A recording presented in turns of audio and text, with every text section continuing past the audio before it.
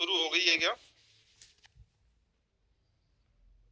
Loud and clear. Okay sir, thank you very much. तो सबसे पहले हम बात करेंगे कि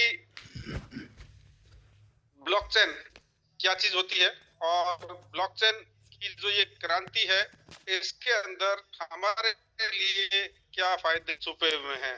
तो सबसे पहले जो है वो बहुत सारे लोगों में ये भ्रांति रहती है कि ब्लॉकचेन और क्रिप्टो को वो एक दूसरे का एक तरीके से पर्यायवाची समझते हैं। और लेकिन ब्लॉकचेन जो है वो डाटा स्टोर करने का सबसे सेफेस्ट मीडियम जो पिछली दशकों में डेवलप हुआ है वो है ब्लॉकचेन टेक्नोलॉजी। 2008 के अंदर विश्वव्यापी मंदी के साथ में बहुत सारे जो है वो बैंक ध्वस्त हो गए थे और उससे भी पहले 90 के दशक से ही जो है वो कंप्यूटर क्रांति के अंदर जो है जो सबसे बड़े खतरे थे, कंप्यूटर्स की हैकिंग होना, वायरसेस के थ्रू जो है या दूसरे मलवेयर्स के थ्रू डाटा की अंदर सेंधमारी।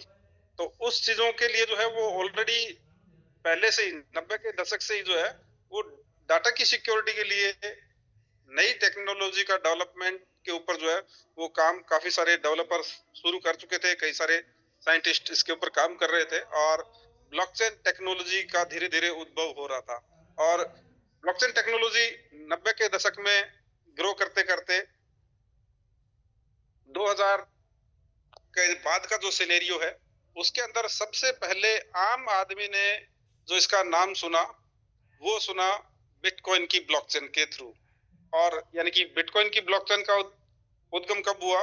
बिटकॉइन की ब्लॉकचेन जो है उसका उद्गम हुआ 2008 के बाद में, यानी 2009 के अंदर हुआ था। रीजन किसी भी चीज के पीछे कारण रहता है, वो कारण जैसे कहते हैं ना कि आवश्यकता आविष्कार की जननी है। इस चीज की आवश्यकता यानी महसूस होने लगी थी कि ऐसा सिक्योर सिस्टम जो है वो बने डाटा सिक्योरिटी का। उसके साथ साथ 2008 के अंदर जो एक घटनाक्रम हुआ कि बहुत सारे जो बैंक हैं वो फेल हो गए, बैंकिंग सिस्टम अमेरिका के अंदर बुरी तरह से ध्वस्त हो गया और लोगों की जमा पूंजी जो है वो उसका काफी बड़ा नुकसान हुआ।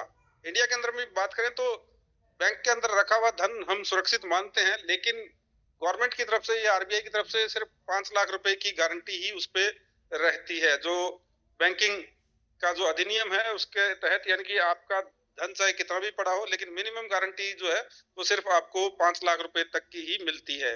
तो ये जो 2008 के अंदर बैंकिंग सिस्टम जब ध्वस्त हुआ तो बैंकों के ऊपर से भी जो है विश्वास उठा और एक अनाम डेवलपर जिसका नाम जो है हम सतोशी नाकामोतो के नाम से जानते हैं, लेकिन वो एक्चुअल नाम नहीं है उसका। तो उस अनाम डेवलपर ने 2008 के अंदर एक व्हाइट पेपर जारी किया और जिसके अंदर उसने एक रूपरेखा रखी कि इस तरह की जो है वो एक पैरेलल प्रणाली बनाई जा सकती है जहां पे बैंकिंग सिस्टम का अस्तित्व ही नहीं हो, बैंकिंग सिस्टम की जरूरत ही ना हो और लोग अपना जो कैश का आदान प्रदान है, जो मॉनेटरी ट्रांजैक्शंस हैं, वो डायरेक्टली पी टू पी कर पाए, पर्सन टू पर्सन डायरेक्टली, यानी बीच में कोई भी मिडल मैन की जरूरत नहीं हो और ट्रांजैक्शंस भी जो है वो पब्लिकली ओपन हो, वो जो है कोई भी व्यक्ति उसको देख सके, ट्रांसपेरेंसी भी यानी कि उसमें शामिल हो। तो यहाँ पे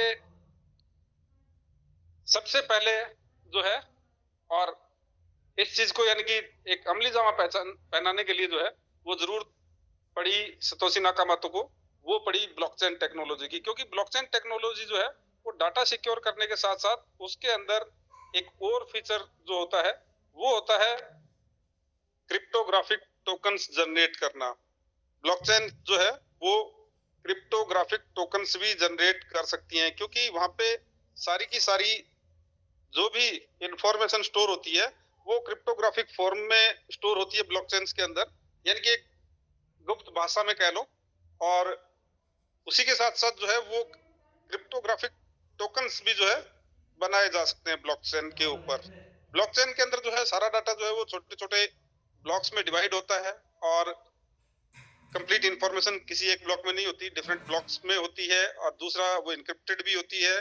तीसरी चीज जो है वो डिस्ट्रीब्यूटेड लेजर, यानी कि ये सारी जानकारी जो है वो बहुत सारे सर्वर्स पे, बहुत सारे सर्वर नोड के ऊपर जो है वो बिखरी हुई होती है, और एक ट्रांजैक्शन का कम से कम 10, 20, 30 या उससे भी ज्यादा जगह जो है रिकॉर्ड होता है। तो यानी कहीं से भी अगर कोई एक जगह से डाटा अगर कहीं से बाई चांस किसी दुर्घटनावश कोई सर्वर को नुकसान होने से अगर नुकसान भी होता है, तो उसकी 10 से ज्यादा जगह कॉपी ऑलरेडी होती हैं। तो यानी हमारा डाटा जो है वो सुरक्षित रहता है। आने वाला जो भविष्य है उसमें तो ये डाटा हमारा जो है और भी ज्यादा सिक्योर होने वाला है। यानी कि अभी बहुत सारे जो बड़ी कंपनीज हैं, जैसे स्पेस एक्स है एलन मस्क की, वो डाटा सेंटर जो है आउट ऑफ अर्थ, यानी कि हमारे इस ग्रह, धरती नामक ग्रह से बाहर भी जो है वो डाटा सेंटर्स अंतरिक्ष में और दूसरे ग्रहों पे बनाने की भी प्लानिंग कर रहे हैं। तो जो भविष्य के अंदर जो है वो अगर पूरा का पूरा एक ग्रह को भी नुकसान हो जाए तो भी हमारा डाटा जो है वो सुरक्षित रहता है। तो ये चीज जो है वो एक अभूतपूर्व क्रांति है, और इसी वजह से दुनिया भर की जितने भी बैंक्स हैं, जितने भर दुनिया भर की सरकारें हैं, गवर्नमेंट डिपार्टमेंट्स हैं, प्राइवेट कंपनीज हैं, सभी अपना डाटा जो है आज की डेट में ब्लॉकचेन्स के ऊपर स्टोर करना शुरू कर चुके हैं। कई सारी जगह पायलट प्रोजेक्ट के रूप में ये चीजें चल रही हैं, कई सारी जगह जो है कंप्लीट अडॉप्शन हो भी चुका है। इसके लिए दो तरह की ब्लॉकचेन्स जो है वो काम में आती हैं, और एक प्राइवेट ब्लॉकचेन, एक पब्लिक ब्लॉकचेन। प्राइवेट ब्लॉकचेन ज्यादातर जो गवर्नमेंट ऑर्गेनाइजेशन है वो अपनी खुद की एक प्राइवेट ब्लॉकचेन बनाते हैं।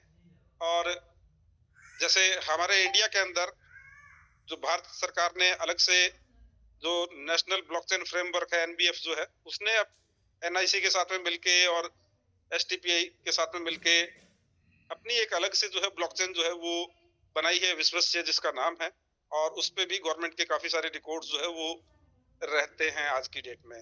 हमारे जो सीबीएसई है, यानी बच्चों का जो CBSE central board of secondary education है, वो भी पिछले 4-5 साल से जो है वो 10th और 12th की मार्कशीट का सारा डाटा जो है वो उसी के ऊपर अपलोड करती है। बहुत सारे सर्टिफिकेशन आज की डेट में जो है वो ब्लॉकचेन पे स्टोर होने लग गए हैं। बैंकिंग प्रणाली की बात करें तो जैसे हम बात करते थे कि पहले जो हमारे बैंक होते थे उनमें मैनुअल काम होता था, कंप्यूटरीकरण से पहले की बात कर रहा हूँ मैं। और उसके बाद में जब कंप्यूटराइजेशन होना शुरू हुआ अलग अलग ब्रांचेस का, तो बड़े गर्व से वो लिखा करते थे अपने ब्रांच के बाहर कि हमारी ब्रांच जो है वो पूर्णतः कंप्यूटरीकृत ब्रांच है। आने वाले टाइम में आप देखेंगे कि बैंक जो है वो लिखेंगे बाहर कि हम गर्व से कहते हैं कि हमारी ब्रांच जो है वो ब्लॉकचेन एनेबल्ड ब्रांच है, और हमारे यहाँ पे सारा डाटा जो है ब्लॉकचेन के ऊपर जो है स्टोर किया जाता है। आपकी सिक्योरिटी उससे जो है बहुत ज्यादा बढ़ जाती है। तो यहाँ पे अभी जो है पायलट प्रोजेक्ट के रूप में डिफरेंट जितने भी बैंक्स हैं, चाहे वो एसबीआई हो, चाहे वो एचडीएफसी हो, चाहे आईसीआईसीआई बैंक हो और एक्सिस बैंक हो, इस तरह के बहुत सारे बैंकों के अंदर पायलट प्रोजेक्ट के रूप में, इनिशियल स्टेज के रूप में जो है ब्लॉकचेन्स का यूज होना ऑलरेडी शुरू भी हो चुका है। बहुत सारी गवर्नमेंट ऑर्गेनाइजेशंस जो हैं वो different state governments land records को भी जो है वो स्टोर करने के लिए इसका इस्तेमाल शुरू कर चुकी हैं। पुलिस डिपार्टमेंट्स गोवा का जो है वो भी अपनी एफआईआर का डाटा जो है ब्लॉकचेन के ऊपर स्टोर कर रहा है। इसके अलावा सुप्रीम कोर्ट की हियरिंग की डेट का डाटा भी जो है वो ब्लॉकचेन के ऊपर स्टोर हो रहा है। तो इस तरह से बहुत सारे गवर्नमेंट ऑर्गेनाइजेशंस, प्राइवेट ऑर्गेनाइजेशंस जो है वो अपना अपना सारा का सारा डाटा जो है वो आज की डेट में ब्लॉकचेन के ऊपर ट्रांसफर कर रहे हैं। तो मैंने बात की थी कि दो तरह की ब्लॉकचेन्स यहाँ पे रहती हैं, एक प्राइवेट ब्लॉकचेन्स रहती हैं और एक जो है वो ब्लॉकचेन्स होती हैं जिनको हम कहते हैं पब्लिक ब्लॉकचेन।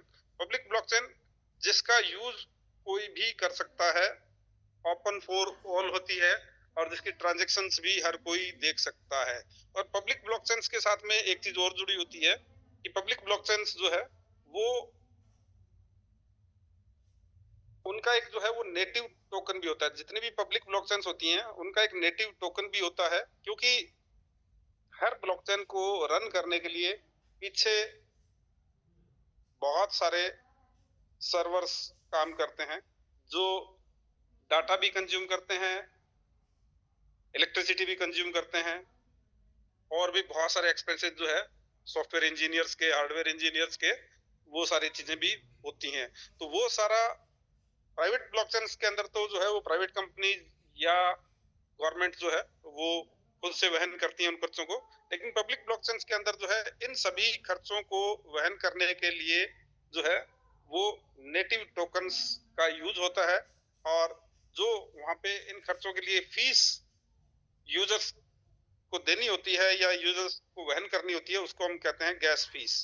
तो वो गैस फीस जो है वो यहाँ पे खुद के नेटिव टोकन के अंदर हर ब्लॉकचेन जो है वो आपसे लेती है। जैसे बिटकॉइन की ब्लॉकचेन पे कोई ट्रांजैक्शन करना है तो बिटकॉइन के रूप में गैस फीस लगेगी, इथेरियम की करना है तो इथेरियम के रूप में गैस फीस जो है वो लगती है। तो ये हमने बात की है कि हर क्षेत्र के अंदर जो है वो ब्लॉकचेन जो है वो अब इस्तेमाल होना शुरू हो चुकी है, और आगे आने वाले टाइम में हम जो है बहुत बड़े लेवल पे हर क्षेत्र में हर चीज में हम ब्लॉकचेन्स का इस्तेमाल जो है वो देखने वाले हैं।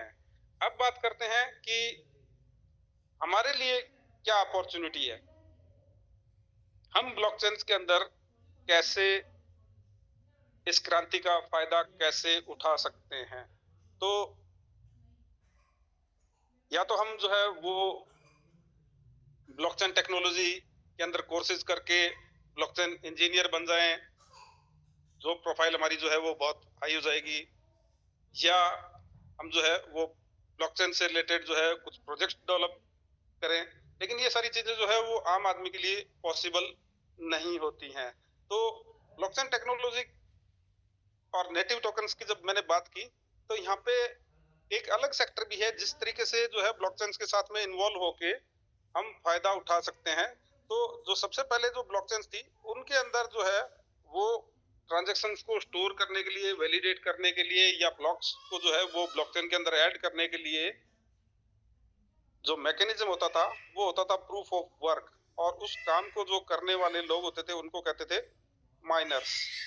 यानी कि वहां पे क्या होता था कि कोई भी, जैसे बिटकॉइन की ब्लॉकचेन है उसके अंदर कोई भी ट्रांजैक्शन वेरीफाई करने के लिए या कोई ब्लॉकचेन के अंदर ब्लॉक ऐड करने के लिए आपको हार्डवेयर सेटअप काफी बड़ा लगाना होता था, और बहुत बड़ी कंप्यूटेशनल पावर चाहिए होती थी, और आपको जो है वो एक काम मिलता था, यानी कि एक मैथमेटिकल पजल जो है वो आपको सॉल्व करनी होती थी, और जो सबसे पहले सॉल्व करता था उसको वो ब्लॉक जो है ब्लॉकचेन के अंदर ऐड करने का या ट्रांजैक्शंस को वेरीफाई करने का मौका मिलता था, और उसको रिवार्ड के रूप में जो है बिटकॉइन जो है वो मिलते थे, आज भी मिलते हैं। और क्योंकि बिटकॉइन की ब्लॉकचेन जो है वो प्रूफ ऑफ वर्क पे ही काम कर रही है तो उनको कहते हैं माइनर्स। और उसके बाद में इथेरियम जब ब्लॉकचेन आई तो उस समय तक उसने भी प्रूफ ऑफ वर्क के ऊपर काम किया।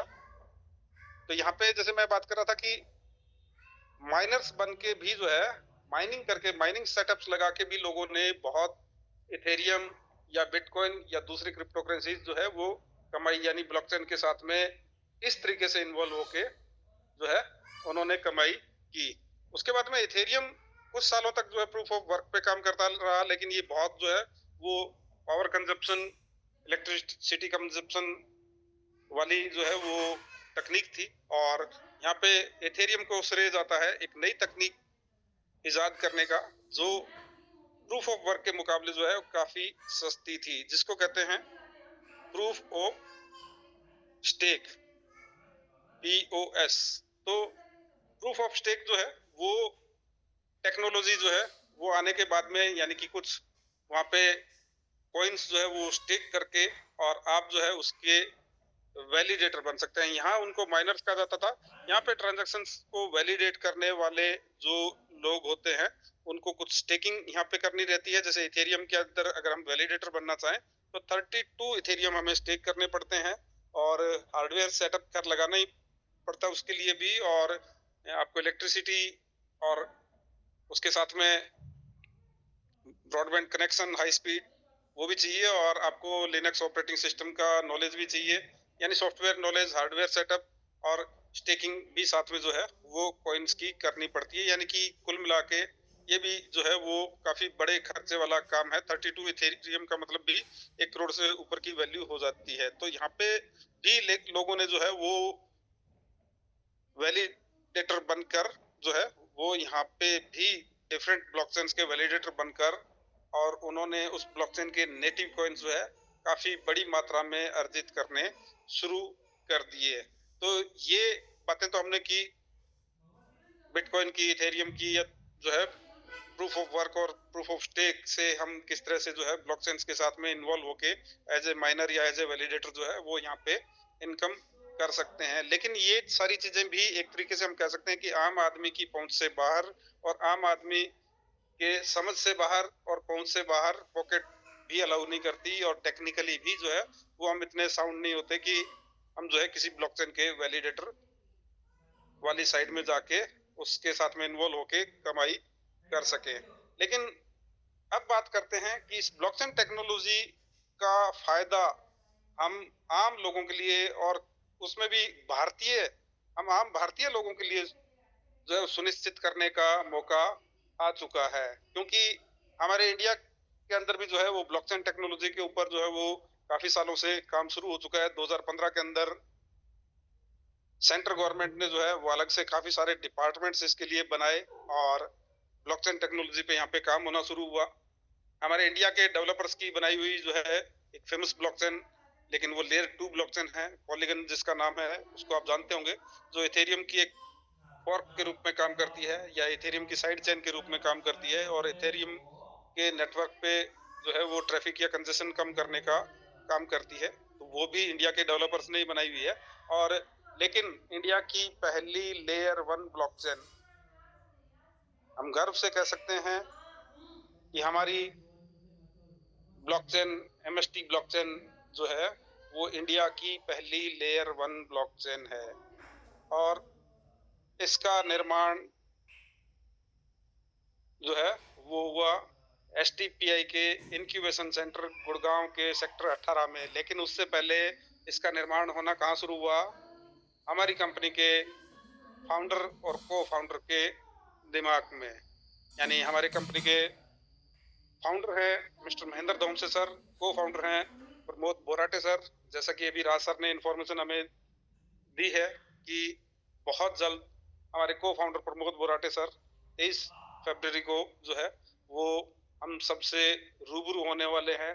इसी सेशन के अंदर 9 बजे के सेशन के अंदर आप सबसे वो रूबरू होने वाले हैं और हमारी कंपनी का 2026 का रोड मैप, विजन, मिशन जो है वो आपके साथ में शेयर करने वाले हैं। इस एक पीछे जो 1 साल की जो जर्नी रही है एमएसटी ब्लॉकचेन की, वो बहुत अभूतपूर्व रही है। बहुत सारे माइलस्टोन्स हमने अचीव किए हैं, बहुत सारी स्ट्रेटेजिक पार्टनरशिप्स हमारी हुई हैं, बहुत सारा जो है पीछे बैकएंड में टेक्निकल डेवलपमेंट हुआ है, और हम जो है वो अब एक नई ऊंचाई को ऑलरेडी पहले से छू चुके हैं, और उससे भी आगे की ऊंचाइयों को छूने के लिए हम जो है वो तैयार हैं।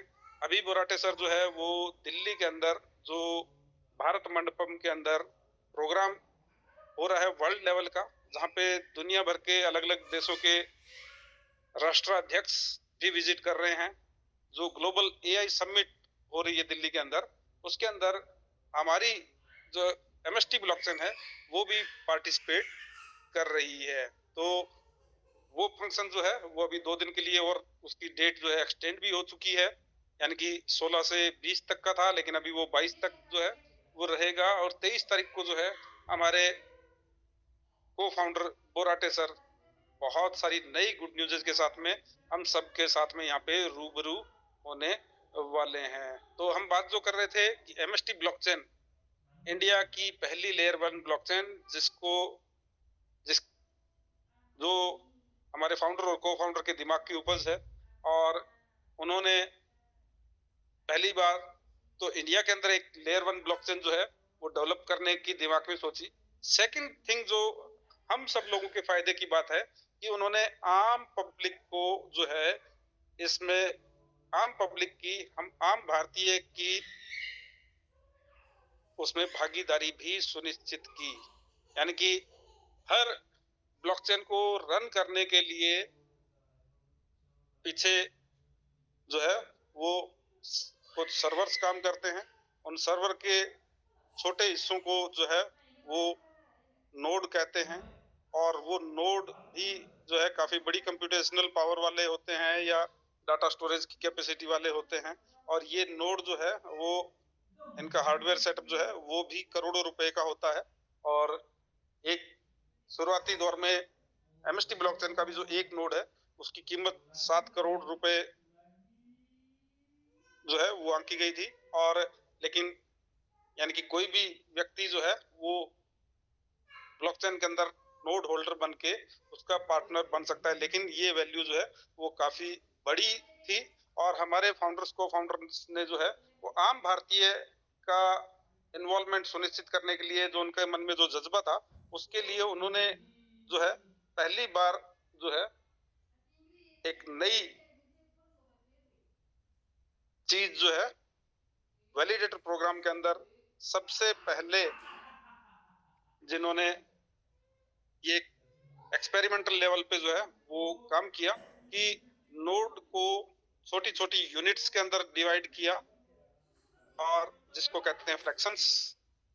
हर नोड के 70,000 फ्रैक्शंस बनाए, जिससे कि 7 करोड़ की कीमत जो है वो एक फ्रैक्शन की कीमत 1,000 रुपए आ गई। और 1,000 रुपए प्लस GST देके कोई भी जो है वो सिंगल फ्रैक्शन हमारी ब्लॉकचेन का नोड का परचेज कर सकता था। तो और यहाँ पे वैलिडेटर बन सकता था। पहली चीज तो कि यहाँ पे जो है वो कॉस्ट भी वैलिडेटर बनने की, यानी वैलिडेटर्स को मिलता क्या फायदा है कि उसको वैलिडेटर रिवार्ड जो भी ट्रांजैक्शंस वैलिडेट करते हैं हम उसके बदले जो है वो नेटिव कॉइन्स जो है उस ब्लॉकचेन के हमें रिवार्ड के रूप में मिलते हैं। तो यहाँ पे हमारी ब्लॉकचेन का जो रिवार्ड है वो हमें मिलता है इसके नेटिव कॉइन के रूप में जो है MSTC कॉइन। और जो मैं बात कर रहा था कि यहाँ पे वैलिडेटर बनने की कॉस्ट भी लो थी। दूसरा, ये वैलिडेशन प्रोग्राम जो है वो नो कोड वैलिडेशन प्रोग्राम है, यानी आपको कोई कोडिंग आने की जरूरत नहीं है, आपको कोई टेक्निकल नॉलेज की जरूरत नहीं है, आपको कोई हार्डवेयर सेटअप नहीं लगाना है, आपको कोई हाई स्पीड इंटरनेट की जरूरत नहीं है, आपको इलेक्ट्रिसिटी सप्लाई की जरूरत नहीं है, आपको जो है वो कोडिंग या लिनक्स जैसे ऑपरेटिंग सिस्टम की नॉलेज होने की भी जरूरत नहीं है। तो ये नो कोड वैलिडेशन प्रोग्राम है जिसमें जो है बिना किसी नॉलेज के भी हम जो है वो वैलिडेटर बन के इन्वॉल्व हो सकते हैं, क्योंकि ये सारे काम जो है वो हमारे बिहाफ पे कंपनी करती है। और यहाँ पे हमारी जो कंपनी है मास्टर स्ट्रोक टेक्नोसॉफ्ट प्राइवेट लिमिटेड, उसका हेड ऑफिस जो है वो पुणे में स्थित है और कोहिनूर वर्ल्ड टावर के अंदर स्थित है, पिंपरी चिंचवड़ एरिया के अंदर। और यहाँ पे हमारी कंपनी के जो को फाउंडर्स जो है उन्होंने हम सभी के लिए ये वैलिडेशन प्रोग्राम जो है वो इतना आसान बना दिया कि जस्ट हम जो है वहां पे अपनी KYC करके और उसके बाद में हम अपना एक वैलेट क्रिएट करके और MSTC कॉइन का एड्रेस जनरेट करके हम जो है इसके वैलिडेशन प्रोग्राम के अंदर शामिल हो सकते हैं।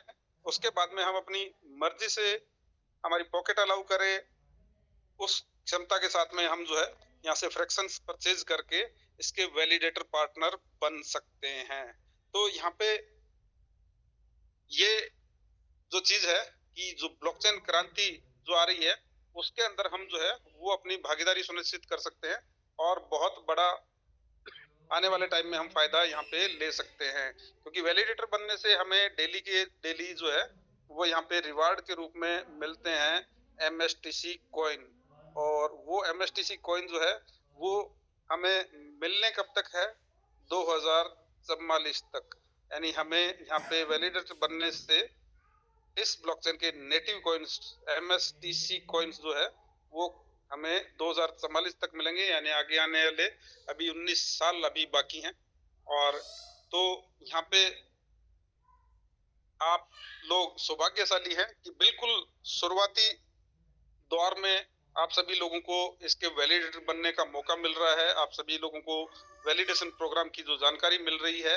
और उसमें मैं भी अपने आप को सौभाग्यशाली मानता हूं कि जब ये सिस्टम की शुरुआत हुई नवंबर 2024 के अंदर और मुझे इसकी जानकारी जनवरी 2025 के अंदर ही मिल गई, मैं भी अपने आप को सौभाग्यशाली मानता हूं कि शुरुआती चरण में ही जो है मुझे भी इसकी जानकारी मिल गई और मैं भी जो है वो वैलिडेशन प्रोग्राम के अंदर इसमें शामिल हो गया और धीरे धीरे अपने फ्रैक्शंस की संख्या बढ़ाता चला गया। तो यहाँ पे साथ ही साथ जो है वो टीम आगे जिन लोगों को मैंने इसके बारे में जानकारी दी उन्होंने भी फ्रैक्शन परचेज किए। तो यहाँ पे हमें ड्यूल बेनिफिट होता है। वैलिडेटर बनने के कई सारे फायदे हैं, लेकिन यहाँ पे हमें जो है वो ड्यूल बेनिफिट यहाँ पे होता है वैलिडेटर बनने का। एक तो हमें जो है वो MSTC कॉइन के रूप में भी यहाँ पे आगे आने वाले 20 साल तक जो है वो अर्निंग मिलती है MSTC कॉइन के रूप में। यानी आगे आने वाला जो समय है वो क्रिप्टो करेंसीज का, ब्लॉकचेन्स का है। तो हमारे पास में MSTC जैसा जो है एक वर्चुअल डिजिटल एसेट भी हमारे साथ में क्रिएट हो रहा है साथ साथ, और खुद अपने आप में जो फ्रैक्शंस हैं वो भी VDA हैं, वर्चुअल डिजिटल एसेट्स हैं, वो भी एक तरीके के NFT ही होती है। और यहाँ पे उसके साथ साथ हमें INR में, हमारी भारतीय मुद्रा में भी यहाँ पे जो है वो इनकम लेने का मौका भी यहाँ पे इसके फ्रेंचाइजी मॉड्यूल के थ्रू मिलता है। उसके ऊपर भी हम जो है वो लास्ट में बातचीत करने वाले हैं। तो यहाँ पे हमने काफी सारी बातें अभी की हैं।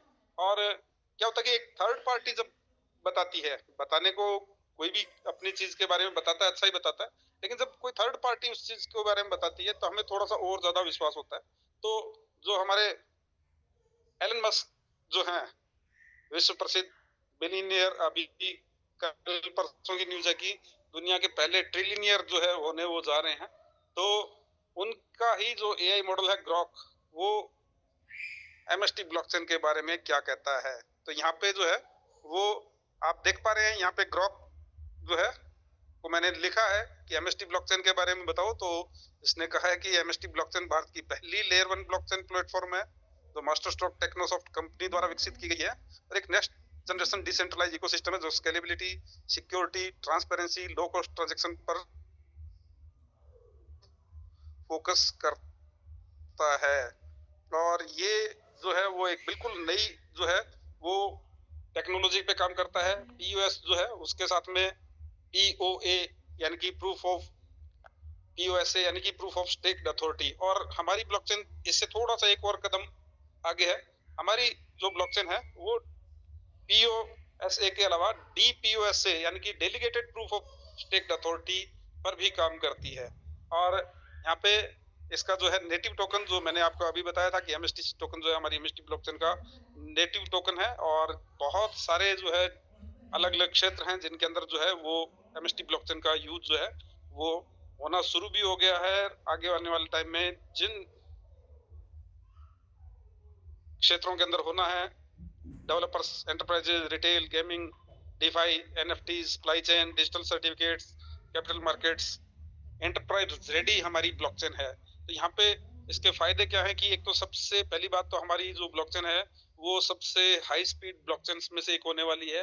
हमारी जो ट्रांजैक्शन पर सेकंड है वो भी अभी जो है स्केल की जा रही है। वो अभी लगभग 4000 ट्रांजैक्शन पर सेकंड है, उसको 15000 ट्रांजैक्शन पर सेकंड जो है शायद अगले 1-2 महीने के अंदर हो जाएगी, और 40000 ट्रांजैक्शन पर सेकंड तक अभी उसको और भी लेके जाना है। तो यहाँ पे डे बाय डे जो है वो टेक्निकल हमारा जो है इम्प्रूवमेंट बैकएंड में होता जा रहा है। अभी हमारा जो है वो एक्सचेंज भी रेडी हो चुका है। भारतकॉइनएक्स एक्सचेंज जो है भारतकॉइनएक्स.com, आप जो है वो वेबसाइट अभी विजिट कर सकते हैं। सिर्फ FIU लाइसेंस की वेट है, और उसके बाद में हमारा खुद का एक्सचेंज भी जो है वो यहाँ पे लॉन्च होने वाला है। तो यहाँ पे हमारी जो ब्लॉकचेन है वो हाई स्पीड तो है ही है, इसकी ट्रांजैक्शन फीस भी लो है, इसलिए सबसे ज्यादा जो स्मार्ट कॉन्ट्रैक्ट्स हैं आने वाले टाइम में हमारी ब्लॉकचेन के ऊपर ही जो है वो मूव होने वाले हैं। अभी हमारे ब्लॉकचेन के ऊपर लगभग 750 के करीब जो है वो टेस्ट नेट के ऊपर जो है स्मार्ट कॉन्ट्रैक्ट टेस्टिंग मोड में जो है अलग अलग डेवलपर्स ने जो है वो टेस्टिंग के लिए डाले हुए भी हैं। वो आप जो है MST ब्लॉकचेन testnet.mstscan.com पे जाकर देख भी सकते हैं। मैननेट के ऊपर भी बहुत सारे जो है हमारे स्मार्ट कॉन्ट्रैक्ट ऑलरेडी जो है वो आ चुके हैं। तो यहाँ पे ये जो है आने वाले टाइम में डेवलपर्स के लिए जो है बेस्ट चॉइस जो है MST ब्लॉकचेन ही रहने वाली है।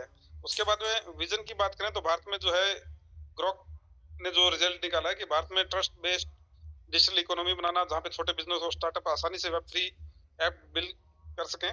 और यहाँ पे भी जो है वो सीईओ महेंद्र धोमसे के अनुसार यह सरल हमारा जो है कंपनी ने एक सरल प्रोटोकॉल बनाया और सरल की यहाँ पे जो है वो एक कह सकते हैं कि एक्रोनियम जो है, और सरल का डिटेल में भी आप देखें तो सिंपल, एसेसिबल, रिलायबल, अफोर्डेबल और लिमिटलेस ब्लॉकचेन बनाने का इसका लक्ष्य रखा है। हमारी ब्लॉकचेन जो है वो बिल्कुल सरल भी होगी, इजी टू यूज भी होगी।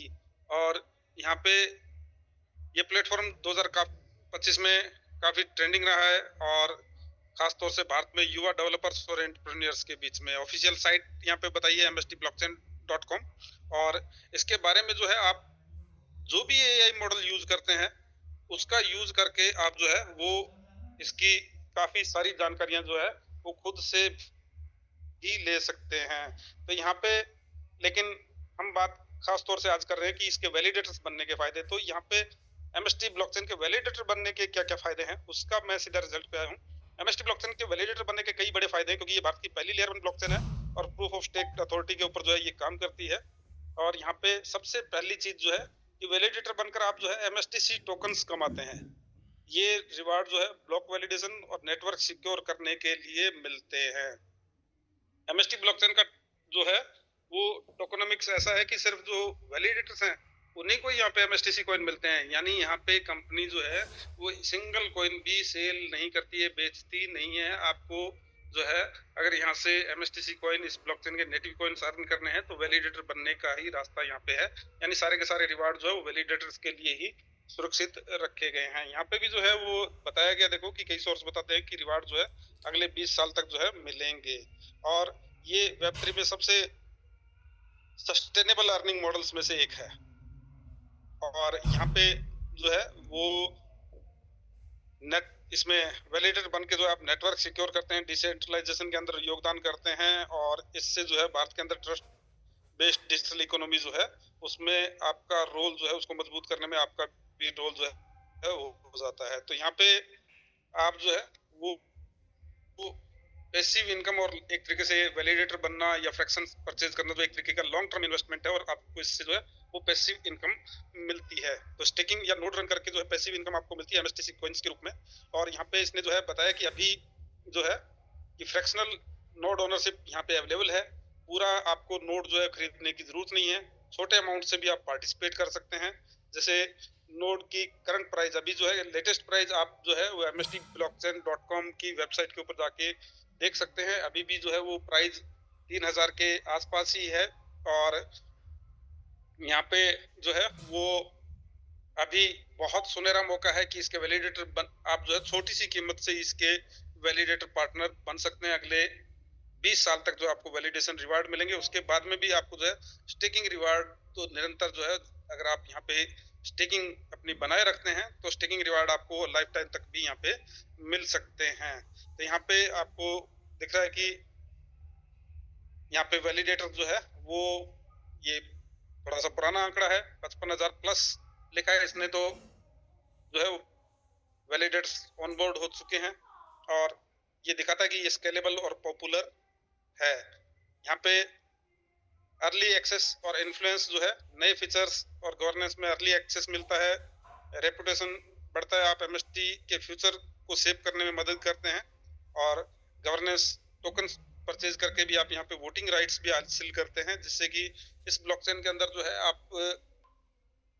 इसके बेहतरी के लिए जब भी कोई डिसीजन मेकिंग के अंदर भी जो है आप अपना योगदान कर सकते हैं। तो यहाँ पे जो चीज मैंने कही थी कि ये नो कोड और आसान प्रोसेस है। एमएसटी ब्लॉकचेन दुनिया की पहली ऐसी लेयर 1 ब्लॉकचेन है जो नो कोड वैलिडेटर एक्सपीरियंस जो है वो प्रदान करती है। टेक्निकल बैकग्राउंड की यानी इसके लिए जरूरत नहीं होती, बस केवाईसी पूरा करें और एमएसटी पोर्टल पे जो है वो आप रजिस्टर करके और यहाँ पे वैलिडेटर बन सकते हैं। पहले हमारे जो है 50 एमएसटीसी यहाँ पे एयर ड्रॉप भी मिलता था केवाईसी कंप्लीट करने पे, और आपका जो है वैलिड एड्रेस जनरेट करके जैसे ही आप पेस्ट करते थे आपको 50 एमएसटीसी कॉइन जो है एयर ड्रॉप के रूप में भी मिलते थे। वो चीज भी यहाँ पे इसने बताई हुई है। तो इस तरह से जो है वो वैलिडेटर बनना जो है वो बहुत फायदे का सौदा होता है। हमें आज जो है किसी भी ब्लॉकचेन का वैलिडेटर बनने का मौका नहीं मिला है। ये पहली बार है जब इंडिया के लोगों के लिए, भारतीय नागरिकों के लिए इतना आसान किसी ब्लॉकचेन का वैलिडेटर पार्टनर बनना जो है वो हमारे फाउंडर्स ने सुनिश्चित किया है। तो ये तो था कि यहाँ पे जो है आप इसके वैलिडेटर बन के रिवार्ड्स कमा सकते हैं। वैलिडेटर बनने का प्रोसेस के बारे में भी हमने हल्की फुल्की बातचीत की, और यहाँ पे जो हमें रिवार्ड मिलते हैं वो किस तरीके से मिलते हैं, 1-2 मिनट की चर्चा उस पर करते हैं। उसके बाद में यहाँ पे जैसे मैंने बात की कि यहाँ पे MSTC कॉइन्स के अलावा आपको INR में भी अर्निंग करने का बहुत बड़ा मौका हमारे फ्रेंचाइजी मॉड्यूल के अंदर है। उसके ऊपर भी हम बातचीत जो है वो करने वाले हैं। तो मैं आगे बढ़ूं उससे पहले एक बार मैं राज सर से पूछ लेता हूं कि मेरी वॉइस वगैरह क्लियर है क्या? बिल्कुल जी मनीष जी, बिल्कुल।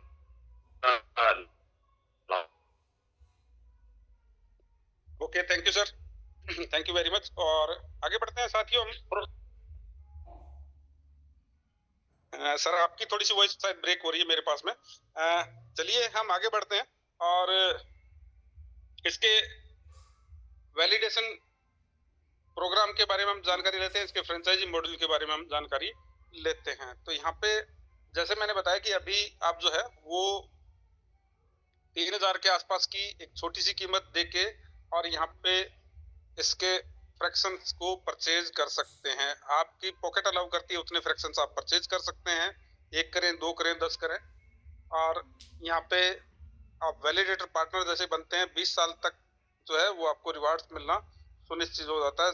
2044 तक जो है, जब तक हमारी लास्ट हाल्विंग होगी तब तक आपको रिवार्ड्स मिलना सुनिश्चित यहाँ पे हो जाता है। और तो ये रिवार्ड्स मिलते किस तरीके से?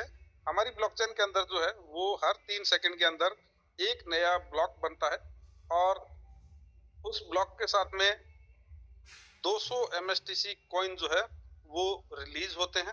और यानी कि हर मिनट के अंदर ये घटनाक्रम 20 बार होता है। लगभग 4000 MSTC कॉइन जो है वो हर मिनट के अंदर रिलीज होते हैं रिवार्ड डिस्ट्रीब्यूशन के लिए, वैलिडेटर प्रोग्राम के लिए।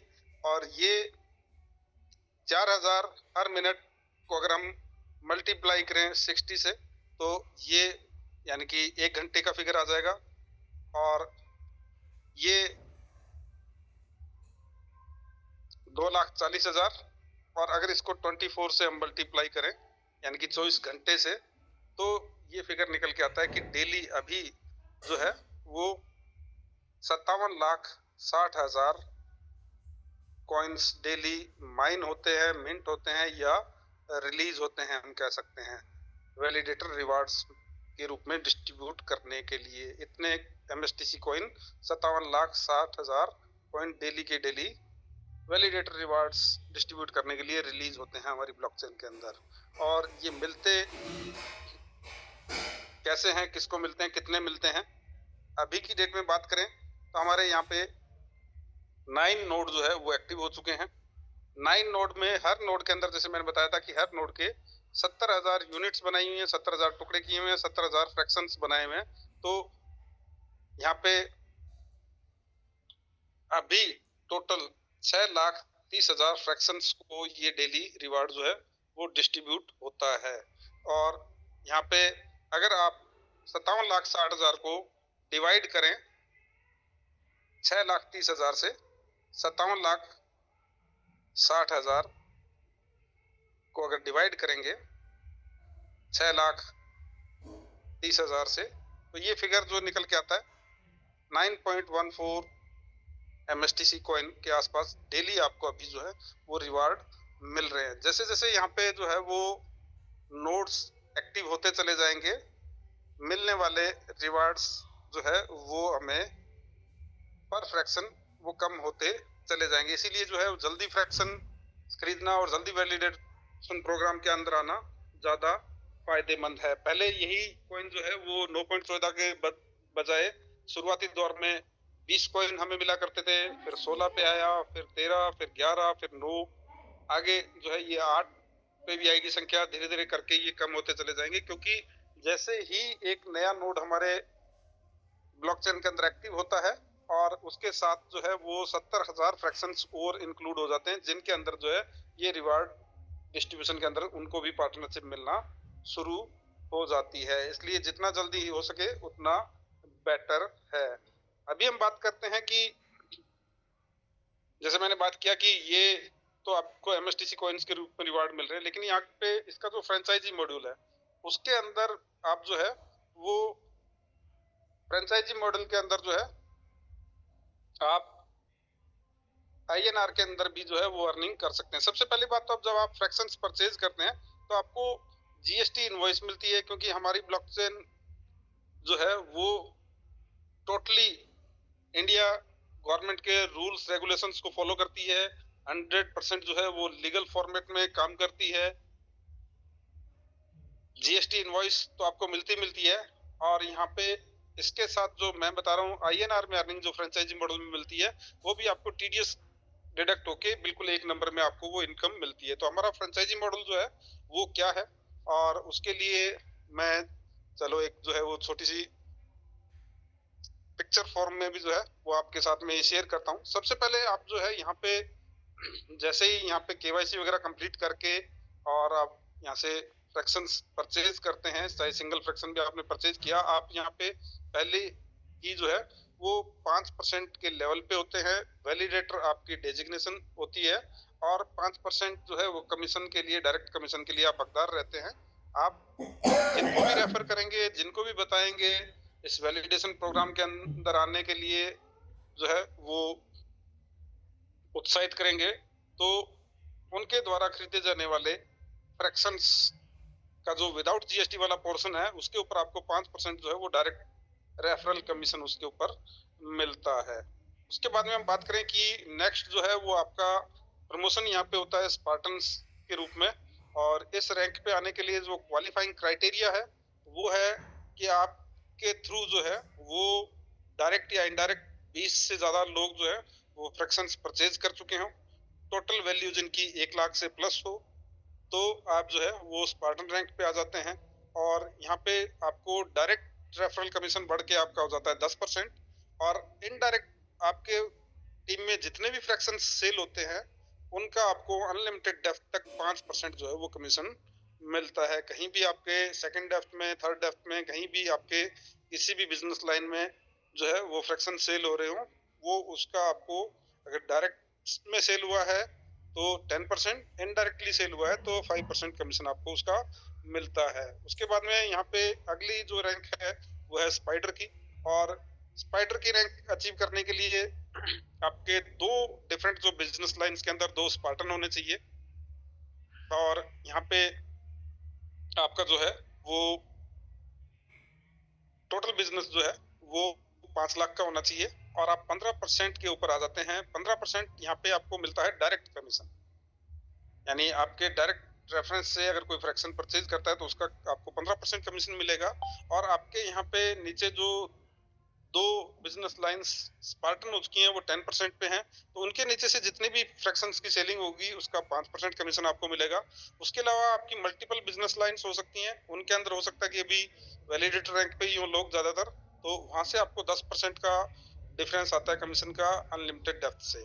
तो ये जो है वो 15% की रैंक पे बहुत अच्छी इनकम जो है आपको स्पाइडर की रैंक पे आपके थ्रू जो रेफरल टीम बनी है उसमें जो भी फ्रैक्शन सेल हो रहे हैं उससे अच्छी खासी इनकम यहाँ पे आना आपको शुरू हो जाती है। उसके बाद में आती है रैंक अवेंजर्स की, और जहाँ पे आपका कमीशन बढ़ के जो तो आता है 20%। अवेंजर्स की रैंक हासिल करने के लिए आपको किसी भी 2 बिजनेस लाइन में आपके दो स्पाइडर्स होने चाहिए, और यहाँ पे टोटल आपका बिजनेस जो है वो 15 लाख रुपए का होना चाहिए, तो आप जो है वो अवेंजर्स रैंक हासिल कर लेते हैं। 20% अब आपको डायरेक्ट कमीशन मिलना शुरू हो जाता है, यानी डायरेक्ट फ्रैक्शन सेल होंगे उसका 20%। जो 2 बिजनेस लाइन आपकी स्पाइडर हैं यानी 15% है, उनके नीचे से अनलिमिटेड डेप्थ तक जो भी फ्रैक्शन सेल हो रहे होंगे उसका 5% कमीशन आना है। उसके अलावा आपकी हो सकता है कि कई सारी बिजनेस लाइन हो, उसमें कुछ लाइन जो है 1-2 स्पार्टन रैंक वाली हो, तो उनके थ्रू जो भी बिजनेस आएगा उसका 10% आपको अनलिमिटेड डेप्थ तक कमीशन आना है, और बहुत सारी हो सकता है वैलिडेटर रैंक पे ही हो, तो उनके नीचे से आपको 15% कमीशन अनलिमिटेड डेप्थ तक डिफरेंस कमीशन के रूप में आना है। तो ये है एवेंजर्स रैंक। यहाँ पे इनकम जो है और भी बड़ी हो जाती है।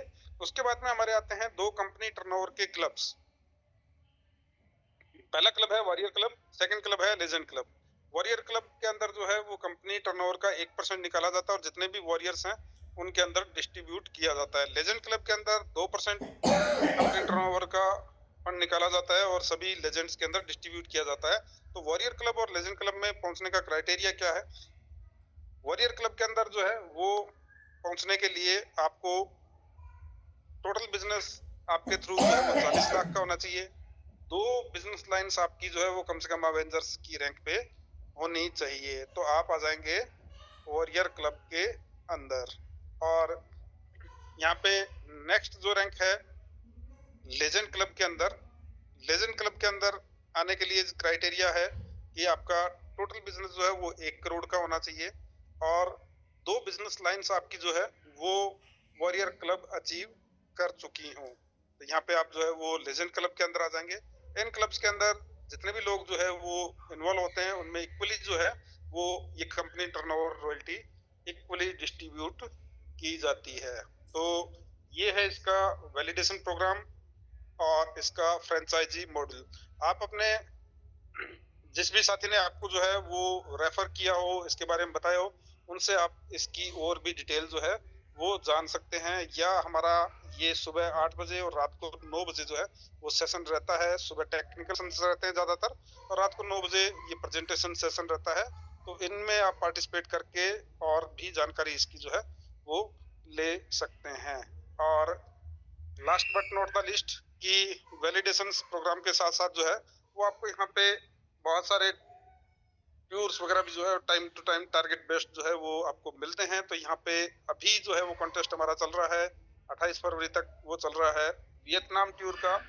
कोई भी व्यक्ति भले वैलिडेटर हो, स्पार्टन हो, स्पाइडर हो, अवेंजर हो, लेजेंड हो, 7 लाख का सेल्फ बिजनेस यानी खुद अगर कोई भी व्यक्ति 7 लाख के फ्रैक्शंस परचेज करता है तो वो वियतनाम टूर के लिए क्वालिफाई काउंट होगा। उसके अलावा डायरेक्ट बिजनेस जो भी 10 लाख का डायरेक्ट बिजनेस कर देगा, किसी भी रैंक पे है, डायरेक्ट बिजनेस 10 लाख का डायरेक्ट सेल्स से, तो वो भी इस रिवार्ड के लिए टूर के लिए क्वालिफाई हो जाता है। उसके अलावा अलग अलग रैंक्स के लिए टीम से आने वाले बिजनेस का क्राइटेरिया अलग अलग है। स्पार्टन के लिए जो है टीम बिजनेस चाहिए 14 लाख का, स्पाइडर्स के लिए चाहिए 21 लाख का, एवेंजर्स का टोटल टीम बिजनेस अगर 35 लाख से क्रॉस होता है तो भी वियतनाम टूर के लिए वो क्वालिफाई हो जाएगा। वॉरियर्स जो है वो 55 लाख का बिजनेस चाहिए। लेजेंड्स को चाहिए 1 करोड़ 1 लाख का बिजनेस। और यहाँ पे ये रैंक्स जो है वो 1 फरवरी को लॉक कर दी गई थी। आपने अभी अगर 1 फरवरी के बाद में अगर कोई रैंक अचीव की है, यानी आप स्पाइडर थे और अवेंजर बन चुके हैं इस दौरान बीच में, तो भी आपके लिए 21 लाख का ही क्राइटेरिया यहाँ पे रहने वाला है। यानी कि 1 तारीख को 1 फरवरी को जो जिस रैंक पे था उसी के हिसाब से उसको ये टारगेट कंप्लीट करना है। और 23 तारीख की मीटिंग को बिल्कुल ना भूलें। हमारे को फाउंडर प्रमोद बोराटे सर आने वाले हैं। तो ईच एंड एवरी पर्सन आपकी टीम में जितने भी पार्टिसिपेंट आज तक आपके साथ में इन्वॉल्व हुए हैं, वेदर वैलिडेटर हैं, वेदर वो सिर्फ एयर ड्रॉप में पार्टिसिपेट किया था, सभी को इनवाइट करें उस मीटिंग के लिए। और इन्हीं शब्दों के साथ में मैं अपनी वाणी को विराम देता हूँ। राज सर अगर अवेलेबल हैं तो मैं उनको इनवाइट करना चाहूंगा। पुनीत सर भी अगर अवेलेबल हो तो वो भी आ सकते हैं।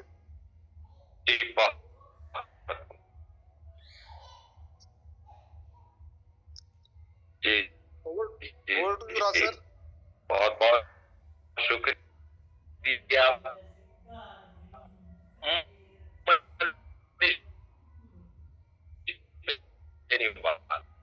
हनुमानगढ़ राजस्थान बहुत बेहतर प्रदर्शन। दोस्तों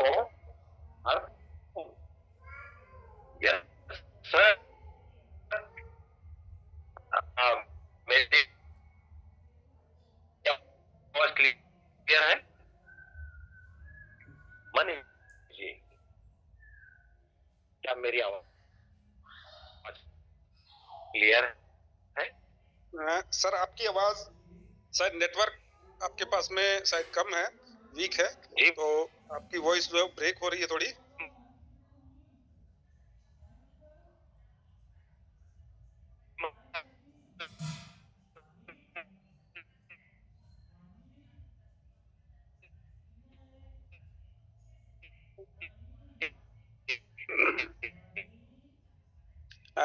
सर आपकी वॉइस ब्रेक हो रही है, तो मैं पंकज त्रिपाठी जी को जो है वो मैंने अभी कोस्ट बनाया है, और पंकज त्रिपाठी जी से आग्रह करूंगा कि मीटिंग में 2 शब्द कहें और मीटिंग को समापन की ओर लेके जाएं।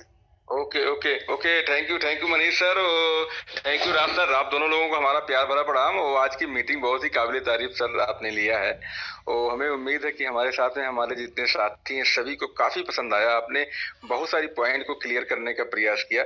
हम थोड़ा आज मीटिंग में लेट में आए, लेकिन जब से आए मैं आपके सारे स्पीच को, आपके स्क्रीन शेयर को बहुत ध्यान से मैं सीखने का प्रयास कर रहा हूँ, और बहुत सारा पॉइंट में सीखता रहता हूँ आपसे सर। तो आज का सेशन बहुत ही लाजवाब। हाँ, राज सर का थोड़ा सा वॉइस ब्रेक हो रहा है, लेकिन कोई बात नहीं, ये नेटवर्क है जो कहीं कहीं होता क्या, इंटरनेट भी हमारे हाथ में नहीं होता है, हमें सारी चुनौतियों का सामना करते हुए आगे बढ़ना होता है।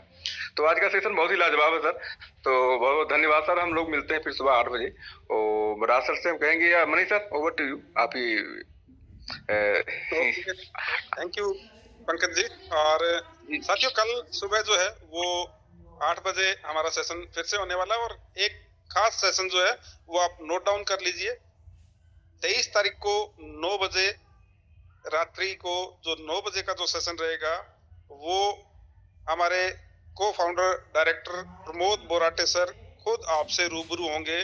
तो उस मीटिंग का लिंक जो है वो अपनी टीम के साथ में आज से ही आप जो है वो शेयर करना शुरू कर दें। वो मीटिंग सिर्फ और सिर्फ जूम पे ही नहीं रहेगी, वो मीटिंग जो है वो इसके साथ साथ आपका YouTube के ऊपर भी लाइव वो मीटिंग रहने वाली है। तो ये जो मीटिंग है आप देख पा रहे हैं कि हमारे को फाउंडर डायरेक्टर जो है वो 2026 का रोड मैप आप लोगों के साथ में साझा करने वाले हैं। बहुत सारी गुड न्यूज आपको देने वाले हैं, आपको उनसे रूबरू मुखातिब होने का मौका मिलने वाला है। तो इस मीटिंग को ज्यादा से ज्यादा प्रमोट करें। ईच एंड एवरी पर्सन, आज तक जो भी आपके टच में MST ब्लॉकचेन का जिससे भी आपने कंसेप्ट जो है वो शेयर किया हो, उन सभी को जो है इस मीटिंग के लिए इनवाइट करें। और अगर जूम के अंदर संख्या या जगह कम पड़ती है तो आप सभी के ग्रुप्स के अंदर जो है वो YouTube का लिंक भी आज से ही प्रोवाइड कर दिया गया है, उसको भी आप साथ साथ शेयर कर सकते हैं कि किसी को अगर मौका नहीं मिले तो वो जूम के अलावा जो है वो YouTube पे भी उसको ज्वाइन कर सके। तो इन्हीं शब्दों के साथ में आज की मीटिंग को यहीं समापन करते हैं। Thank you friends, thank you very much. आप सभी साथियों का जो है मैं हृदय से धन्यवाद देता हूं कि आपने इतनी देर मुझे सुना, और आज की मीटिंग हम यहीं पे समाप्त करते हैं। Good night all of you.